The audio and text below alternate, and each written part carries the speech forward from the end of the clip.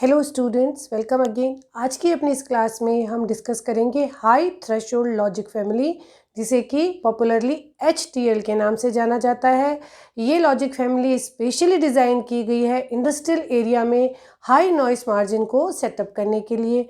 Industrial area में आपका जो सेटअप है उसमें एक्सटर्नल एनवायरनमेंट में आपका वोल्टेज जो स्विंग है या वोल्टेज स्पाइक्स हैं, चार्ज और करंट की जो फ्लक्चुएशन है वो काफ़ी हाई रहती है। और उस कंडीशन में अगर आप लॉजिक फैमिली को बहुत अच्छे से और बिना किसी एरर के रन करना चाहते हैं तो आप ये चाहेंगे कि लॉजिक फैमिली जो डिज़ाइन की गई है उसका जो नॉइस मार्जिन है वो हाई रहे और वो एक्सटर्नल स्मॉल लेवल के वोल्टेज स्पाइक्स को इग्नोर करके फॉल्स ट्रिगरिंग और फॉल्स आउटपुट ना रिफ्लेक्ट करे। तो उसके लिए हम HTL डिज़ाइन करते हैं। HTL जो है वो आप DTL के बाद पढ़ें। DTL का मॉडिफिकेशन HTL में कन्वर्ट होता है। हम अपने प्रीवियस वीडियो में DTL और मॉडिफाइड DTL को बहुत डिटेल में पढ़ चुके हैं।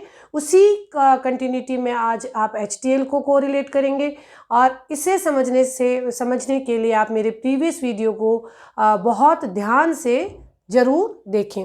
तो मॉडिफाइड DTL जो हमने पढ़ा उसमें आपका एक ट्रांजिस्टर T1 जो कि ट्रांजिस्टर T2 को बेस करंट प्रोवाइड करता है और ये A, B और C डायोड से फीड किए जाने वाले इनपुट्स हैं और ये हमारा बेसिक NAND गेट होता है। ठीक, इसी सर्किट सेटअप में अगर हम इस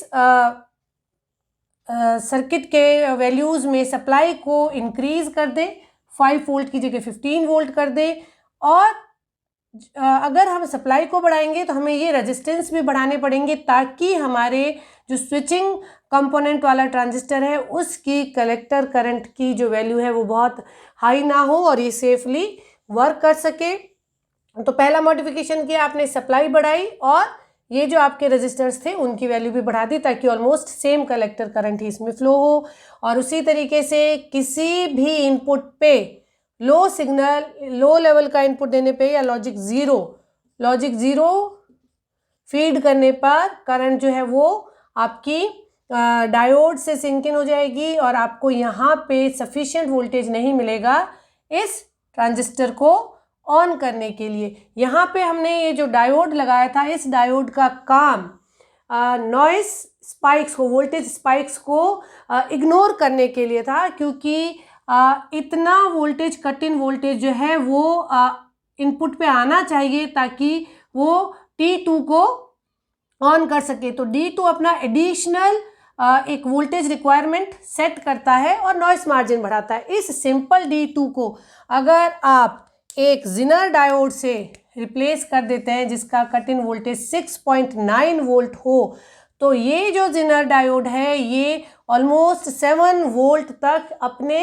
ब्रेकडाउन वोल्टेज तक इसमें करंट नहीं फ्लो होने देगा और आपके T2 को ऑन स्टेट में नहीं जाने देगा।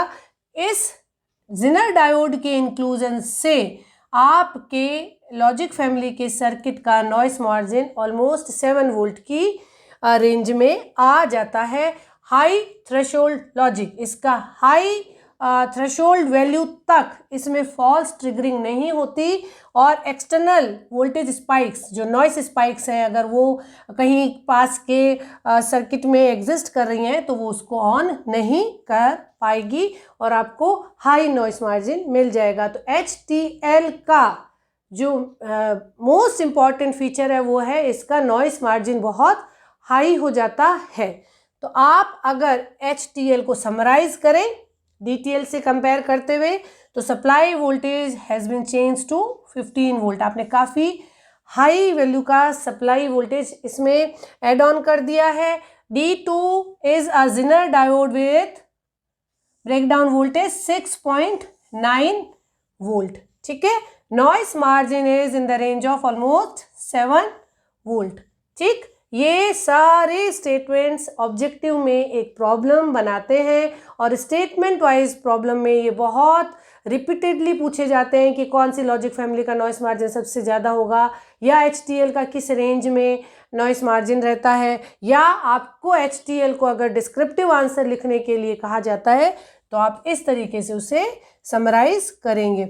यहाँ पे क्योंकि आपकी सप्लाई जो वोल्टेज है आपने बहुत हाई ले रखा है, रेजिस्टेंस वैल्यूज़ भी आपकी सर्किट में बहुत हाई है, तो ये जो अपनी लिमिटेशन लेके आती है या जो इसका नेगेटिव फीचर सर्किट में आ जाता है, that is high power dissipation in the circuit. आप इसे हाईएस्ट पावर डिसिपेशन वाली लॉजिक फैमिली भी कंसिडर कर सकते हैं। ये ऑलमोस्ट 55 मिलीवॉट की रेंज में चला जाता है। तो HTL हाईएस्ट नॉइस मार्जिन की लॉजिक फैमिली जो कि हाई पावर डिसिपेशन की लिमिटेशन के साथ अप्लाई की जा सकती है, उसका कंक्लूजन ये है। तो I hope HTL high threshold logic family आपको बहुत अच्छे से क्लियर हो गई होगी। Keep learning, keep watching. Thank you.